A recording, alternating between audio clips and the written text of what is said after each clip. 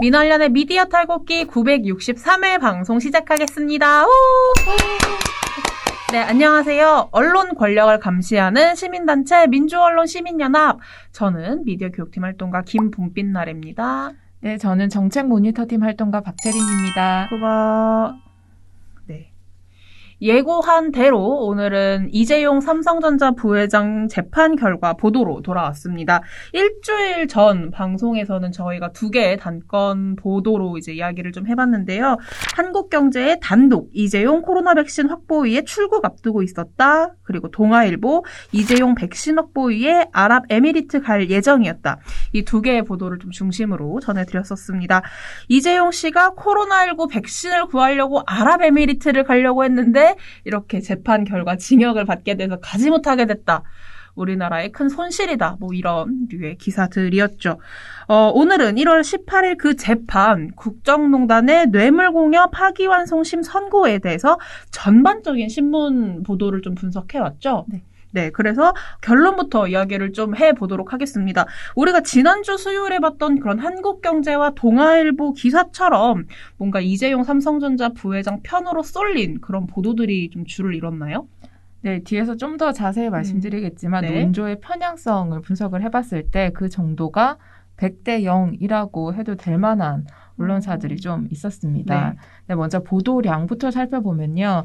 이제 재판 결과가 나온 다음 날인 1월 19일부터 21일까지 8개 신문에서 이재용 부회장이 언급된 기사는 115건이었습니다. 네. 매일경제 기사가 24건으로 가장 많았고요. 그 다음이 한국경제가 21건, 한겨레가 14건, 그리고 경향신문, 동아일보, 조선일보가 각각 12건, 한국일보 11건, 중앙일보 9건의 순이었습니다. 네.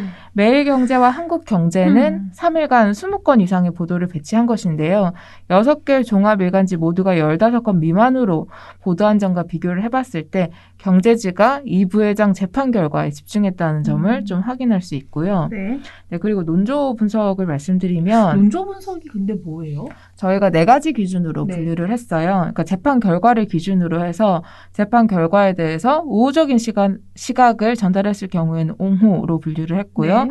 비판적인 시각을 전달한 경우에는 비판, 네. 그리고 2가지 시각을 모두 고루 전달한 경우에는 중립, 그리고 사실관계만 전달했을 경우에는 이제 논조가 없어서 없음으로 분류를 했습니다. 그래서 이 기준으로 분류를 해본 결과 이제 기사의 대부분이 비판에 치우친 그런 결과를 확인할 수 있었는데요. 네. 115건의 보도 중에서 비판 논조는 58건이었고요. 그리고 없음이 43건, 옹호와 중립이 각 7건이었습니다. 너무 차이가 심하네요. 비판이랑 그렇죠. 옹호와 차이가. 네. 네, 또 언론사별로 보면은 좀 더 심합니다. 네. 네, 그거는 뒤에서 좀 더 말씀드리고 이제 비판과 관련해서는 이제 형량이 되게 낮다면서 죄질에 비해 형량이 너무 네, 낮다. 이거 너무 형량이 낮다면서 이제 재판 결과를 비판한 기사도 있었는데요. 근데 이러한 경우는 극소수였고 대부분 징역 2년 6개월과 법정 구속이 너무 과하다라고 비판한 보도가 많았습니다. 네. 그다음에 경제지를 한번 살펴보면요. 네, 지금 좀 궁금해요. 비판에 치우친 경우가 많았을 거기 때문에 삼성 편에 든 얼마나 나왔을까요? 아까 매경이 이제 이 부회장과 관련해서 24건의 기사를 실었다고 말씀드렸는데 네. 그중에서 19건이 비판 보도였고요. 그다음에 5건이 없음의 보도였고 옹호나 중립의 보도는 단 한 건도 없었습니다. 네. 그리고 한국경제의 경우에는 21건이 실렸다고 했었는데 이제 비판 보도는 14건, 그다음에 옹호 0, 그다음에 중립 0, 그다음에 없음에 분류되는 기사가 7건이었습니다. 그래서 사실상 매경과 한국경제는 옹호나 중립 보도가 없고 비판만 있다라고 봐도 되는 것이죠. 네. 확인차 여쭤보면 이제 다시 한번 여쭤보면 그 없음이라는 게 그냥 정말 단순 사실 보도만을 없음 정도로 확인하면 될까요? 네, 보통 스트레이트 기사라고 하는데요. 그러니까 네. 뭐 이재용 부회장이 뭐 이런 혐의로 뭐 실형 선고가 내려졌다. 뭐 며칠날 내려졌다. 네. 뭐 이런 류의 정보를 없음으로 분류를 했습니다. 네. 그래서 이런 거를 보면은 이제 독자가 신문을 통해서 이 부회장 재판을 접했을 경우에는 유죄와 실형이 상당히 부당하다라는 네, 논조에 그러니까요. 보도만 접할 수 없게 되는 것이죠. 그런 정보만 접하게 되는 것일 것 같은데, 경제지는 아무래도 일간지보다 좀 이미 예상을 하기는 했지만, 확실히 이번 재판 결과에 대해서 비판 논조가 굉장히 강합니다. 네. 결과적으로 매일경제나 한국경제, 또 일간지 중에서는 조선일보, 중앙일보, 이런 곳들 재판 결과를 보고 나면, 재판 결과 이제 징역 2년 6개월형이라는 게 굉장히 과도한 지금 형을 때린 것이다. 요렇게 조금 독자들은 받아들일 수밖에 없을 것 같다라는 생각이 드는데, 근데 저는 생각이 드는 게 이 삼성의 기울어져 재판 결과를 편향적으로 보도할 문제였느냐, 그게 아니라고 좀 생각이 드는 게, 재벌 입장을 전하는 뭔가 대변지의 역할을 하는 게 아니라 이 범죄가 도대체 어떤 범죄였길래 이런 재판을 받고 징역을 선고받았는지, 이 재판 결과를 우리가 어떻게 받아들여야 하는지, 뭐 그런 지점을 비교 분석해보고 사실을 전하는 게 좀 중요했을 것 같다는 생각이 들어요. 네, 맞습니다. 이 부회장의 범죄는 사실 이 신문을 봤을 때는 별로 큰 게 아닌가라고 여기실 수도 있는데요. 사실 네. 이 부회장이 행한 범죄는 권력에게 사적 이익을 목적으로 뇌물을 제공한 전형적인 정경유착이고요. 네. 그리고 그 횡령액도 86억 원에 달하죠. 네. 그래서 이게 단순한 평가의 영역이 아니라 이제 법의 시각으로 객관적으로 이제 봤을 때, 이 부회장이 유죄로 인정받은 특정 경제 범죄 과중 처벌법은 횡령액이 50억 이상의 경우에는 무기 또는 5년 이상의 징역형으로 규정을 하고 있습니다. 무기징역 아니면 5년이요? 그렇죠. 그러니까 이 부회장의 경우에 횡령액이 86억 원이라고 말씀드렸잖아요. 네. 그런데 2심 재판부는 이제 최소 형량 5년에서 판사 재량이 이제 최대치가 절반까지 된다고 해요. 재량. 허용할 수 있는 재량이. 네, 그래서 판사 재량이 허용되는 최대치인 절반을 감경을 해서 2년 6개월 형이 나온 거죠. 네. 그리고 이제 이재용 부회장의 재판이 4년 동안 이어진 건데요. 네. 이런 뇌물죄, 그다음에 이런 특정 경제범죄 과중처벌법에 혐의가 있다라는 사실은 4년 동안 수차례 밝혀진 사실입니다. 그러니까요. 이런 점에 대한 비판은커녕 피해자다, 되게 과도하다, 이런 기사만 이제 경제지나 보수지에서 찾아볼 수 있었다는 건데요. 사실 언론이라고 보기에는 좀 어려운 측면이 있죠. 네.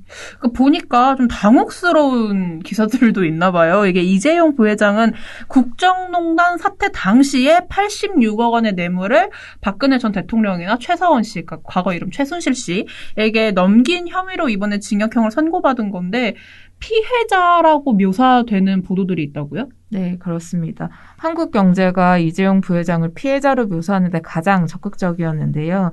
1월 20일 한국경제에 실린 사설을 살펴보면요. 네. 한국 사회에서 기업 총수는 여기서 터지고 저기서 쥐어박히는 처지다. 한풀이 대상이다. 뭐 이런 표현이 있고요. 그리고 같은 날 이제 다산 칼럼이라고 해서 우리는 미래로 나아가고 있나라는 제목으로 네. 박지양 서울대 서양사학과 명예교수가 쓴 칼럼인데요. 네. 이렇게 쓴 내용이 있습니다. 삼성 사건은 정경유착의 기존 관행에서도 많이 벗어난 것으로 느껴진다. 이 부회장이 오히려 피해자라는 인상을 받는 것은 나 혼자만의 생각일까라고 주장을 했습니다. 나 혼자만의 생각인가? 물론 이분이 누구시라고요? 이 박지양 교수님처럼 생각하시는 분들도 있겠지만, 오히려 정경유착의 기존 관행에서 이제 벗어났어야 하는 것이고 이번에 좀 물꼬를 텄다라는 생각이 드는데, 참 대놓고 피해자라는 묘사를 쓰시기도 했군요. 네. 그리고 조선일보 같은 경우에는요. 1월 19일 날 삼성 측 구속은 피할 줄 알았는데라는 제목의 기사에서 이제 제목에서부터 삼성 측 입장을 부각하고 있죠. 네. 그러니까 보도 내용에서는 익명의 재계 관계자의 말을 빌려서 현실적으로 청와대와 기업은 대등한 관계가 아니다 라면서 대통령 요구에 이제 이 부회장이 응할 수밖에 없는 상황이었음을 좀 강조를 했습니다. 그래서 한국경제와 조선일보 보도만 본다면 기업인인 이 부회장이 상당히 불리한 그 상황에서 재판을 치렀고 어쩔 수 없이 뇌물을 줄 수밖에 없었던 피해자라고 얘기를 한 것이죠. 그런데 이제 재판부의 판단을 보면은 되게 적극적으로 범죄에 가담한 혐의가 있고 죄질도 나쁘다라고 판시를 해놓고 있습니다. 네, 그렇습니다. 이 이재용 삼성 부회장이 피해자다라는 프레임이 과연 맞는가? 이거에 대해서 뭐 앞서 말씀드렸지만 전 좀 아니라고 생각을 한다. 이렇게 말씀드리는데 하지만 이제 물론 그런 생각은 들어요. 언론에서 정말 합당한 근거를 들어서 이재용 부회장이 뭐 이렇게밖에 할 수 없었던 이유, 뭐 아니면은 이 재판 결과가 너무 과도하다 그러면은 왜 과도하다고 이제 평가를 내리는 것인지 좀 구체적인 근거를 들어가지고 설명을 한다면은 뭐 그거에 대해서는 비판 보도를 할 수야 있겠다라는 생각은 들거든요. 근데 이게 객관적인 근거가 있다라면은 좀 납득을 해볼 수도 있겠는데, 뭐 그들의 주장을 한번 이게 들어보려고는 할 수 있겠는데. 이게 제가 좀 기사들을 우리 박채린 활동가가 정리해온 기사들을 좀 봤어요. 지금 보니까 조선일보 기사 같은 경우에는 이 피해자로 묘사하는 내용에서 익명의 재계 관계자를 취재원으로 들고 있고 한국경제사설 보면 그 저번에 말했던 주한 미국 상공회의소 회장 그 제임스 김 씨의 발언이 이들의 근거거든요. 네, 맞습니다. 네. 그래서 이게 좀 납득하기가 좀 어렵다 이런 생각이 들어요. 네, 조선일보 한국경제는 이제 이 부회장이 86억 원을 줬지만 소극적 가담자, 이제 피해자라고 주장을 하고 있는데 제가 앞서 말씀드린 그런 칼럼이나 이런 것을 살펴봐도 좀 근거가 부족해요. 뭐 이게 전형적인 뭐 정경유착이 아니라거나 이렇게만 얘기해버리니까 그러면 뭐가 전형적인 정경유착인 것인지 근거가 합당하지도 않고 앞서 봄빛날의 활동가가 말씀해 주신 것처럼 뭐 재계 관계자, 익명의 관계자, 그러니까 삼성 측과 이해관계가 충돌할 수밖에 없는 어떤 특수관계라고 볼 수 있는 사람들의 발언만 빌려서 이제 입장을 얘기하다 보니까 그것을 뭔가 이 재판 결과에 대해서 좀 객관적인 평가를 내릴 수 있는 사람으로 봐야 하는가 그런 데도 의문이 남죠. 이어서 보면요. 이 재판 때 준법감시위원회가 양형에 반영될 것인가 여부가 관심사였어요. 재판 전에는 이 준법감시위원회가 한국의 형법체계에 맞지도 않다라면서 이게 봐주기 논란도 있었고 공정성 시비도 있었습니다.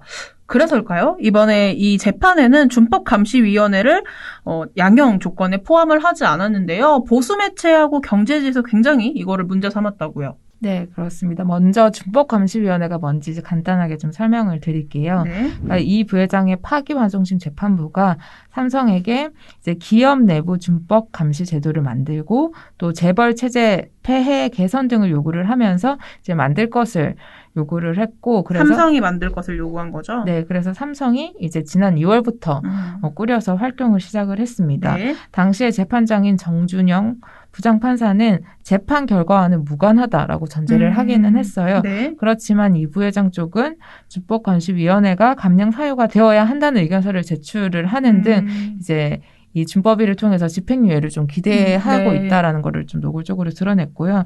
그리고 이게 한마디로 얘기를 설명을 하면은 사법거래 를 얘기를 하는 거예요. 미국에서는 플리바게닝이라고 하는데 네네. 이제 수사 과정에서 이제 범죄 혐의를 받고 있는 사람이 수사에 좀 협조를 하면 네. 형량을 좀 깎아주는 네네. 미국에는 그런 제도가 있는데 사실 한국에서는 합법화되지도 않았고 사회적 공감대도 이렇게 마련이 되어 있지 네. 않은 상황이에요. 그리고 또 단순히 미국에 있으니까 우리도 하자. 좋으면 뭐 가져올 수도 있는데 미국 같은 경우에는 범죄를 저지른 기업에게는 사실 생존을 위협할 정도로 천문학적인 벌금을 그렇죠. 부과하고 난 다음에 이제 준법감시 제도가 설치돼서 좀 제대로 잘 운영을 하면은 좀 참작해서 이제 좀 형량을 깎아주고 동시에 준법 경영도 좀 강화시키는 네. 그런 취지로 만들어진 거예요. 근데 우리나라 같은 경우에는 되게 사무법칙이라고 해서 뭐 부패 범죄를 저지른 재벌 총수가 그렇죠. 1심에서는 실형을 선고받는데 이제 2심에서는 징역 3년, 집행유예 5년을 선고해서 사실상 풀어주는 그런 사법부의 행태 이런 조롱도 나오고 있는 상황이라서 맞아, 사무법칙. 네. 미국처럼 저 제도를 가지고 오기도 사실 우리나라 그렇게 재벌에 대해서 재벌에 대한 평가에 대해서 그렇게 좀 선진적인 행태는 보이지 않고 있어서 네. 우리와는 여러모로 맞지 않는 건데 그거를 좀 무리하게 가지고 와서 양형 조건으로 내걸면서 이제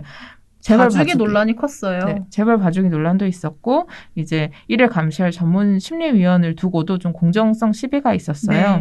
네. 이와 관련해서 많은 논란이 있었지만 그때 보수 신문과 경제지는 침묵하거나 삼성에 유리한 의견을 전달을 했어요. 준법감시위원회가 처음 이제 나올 때는 그렇게 보수 신문이나 경제지 쪽에서 굉장히 이 내용에 대해서 삼성 쪽을 또다시 편드는 다른 방향으로 이번엔 비판을 했더라면 그때는 옹호를 하거나 아예 침묵하면서 네. 삼성 편을 문제는 들었다고요. 침묵하거나 약간 옹호하거나.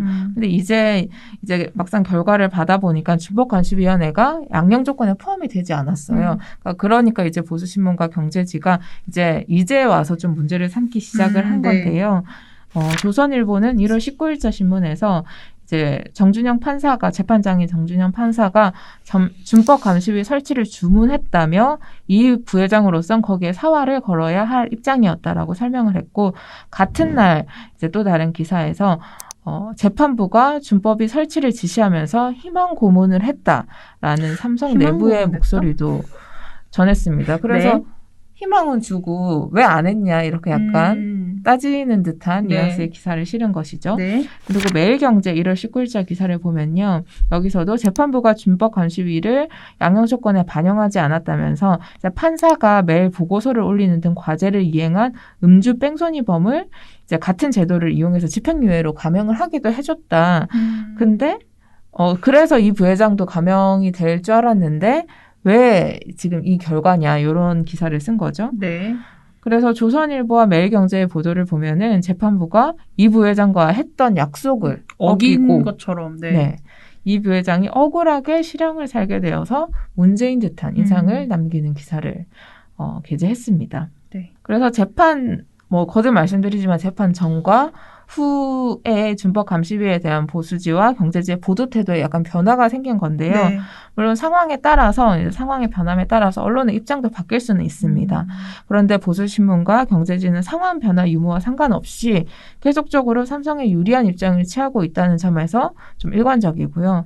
그리고 권력에 대한 감시와 견제가 아니라 사실 재벌에 대한 옹호와 비호에 나서는 듯한 모습을 보이고 있다라고 할 수 있겠습니다. 네. 이번 기사를 보면 재판부가 준법위 설치를 이제 요구를 하면서 희망 고문을 했다. 이러한 내용들을 좀 보면 마치 재판부가 삼성이 준법위를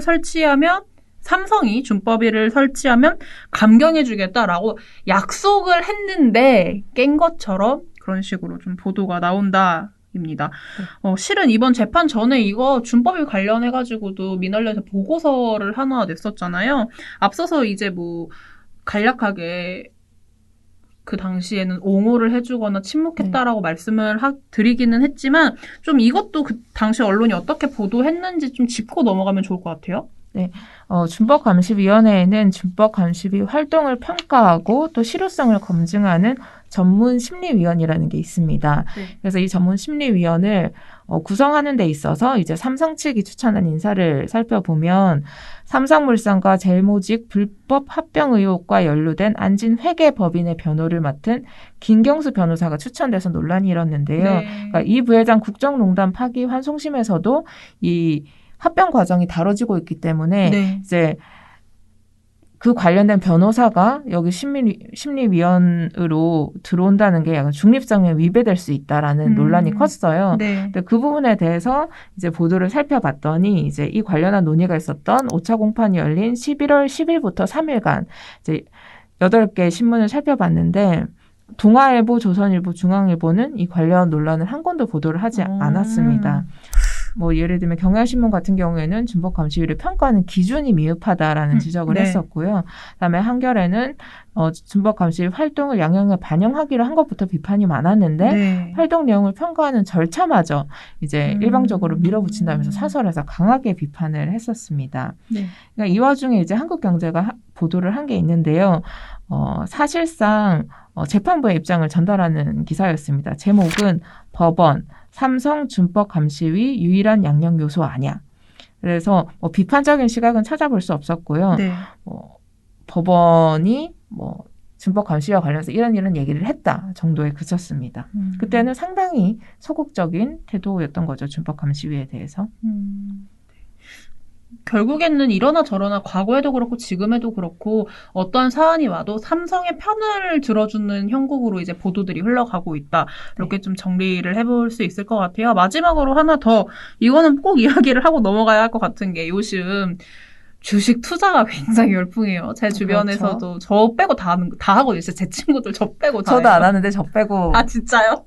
전 하시더라고요. 무서워서 못 하겠어요. 주식 무서워서 못 하겠 모르니까. 지금 네, 뭐 여튼 이렇게 좀 2030들 사이에서 주식 투자를 해보는 것이 굉장히 이제 뭐 많아지고 그러다 보니까 영혼까지 끌어모아서 주식 투자를 한다. 네.